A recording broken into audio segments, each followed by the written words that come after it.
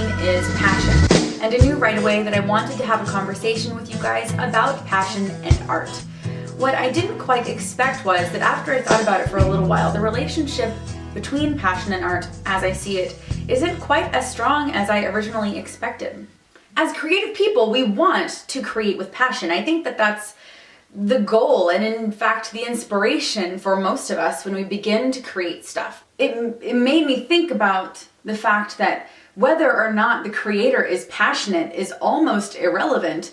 What matters more, at least in my experience with art, is what the person perceiving the art thinks. And that might be a difficult thing for creators to accept, but in the end, it's true. If we believe that art only exists in the eye of the beholder, then in reality, the way that the artist feels about their creation matters very little in the grand scheme of things. What matters more than how the artist felt during the time of creation is how the observer feels when they take the art in. The feeling you get when you connect to a song on an emotional level, when you see a painting that stirs you at your core, when you read a book that changes who you are, when you experience artwork that is life-altering, it doesn't really matter to me as a consumer of things that I find beautiful if the artist was in love with the thing that he made. So where does that leave us? I think that most could argue that fulfillment comes from pursuing passion. I know that when I believe in what I make, it matters more to me on the inside. And a lot of the time, I find that the things that I create with the most passion also bring about the most positive response from other people, but that's not always the case. I mean, one of the most popular videos on my channel is about what I learned from Sharknado. And did I mean what I said in the Sharknado video? Yeah, I learned some important things and I related them to a really buzzy story. But that doesn't make me a sellout, and it doesn't make the thing that I made any less important. But it also wasn't me sharing my soul with anyone.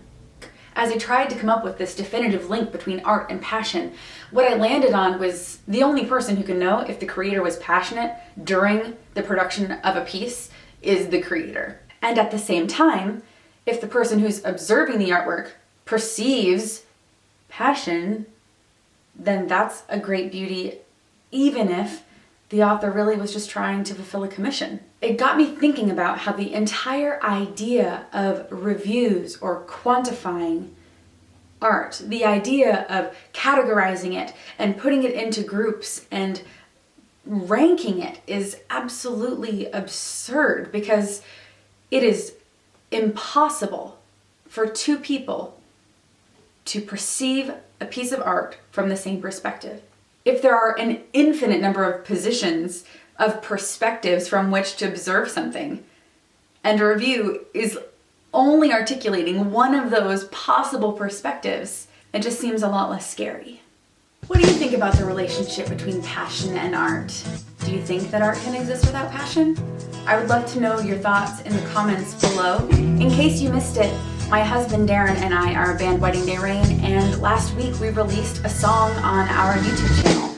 If you don't subscribe to us, it would be amazing if you did. I'll post a link to the video for our mashup of the U2 and the Frey songs, Over My Head and With or Without You. I'll link it right there. As always, my social links are all in the box below, and if you have any questions, be sure to leave them in the comment section. I am Kelsey. Thank you so much for watching. Have a beautiful week, and I will see you next time. Bye.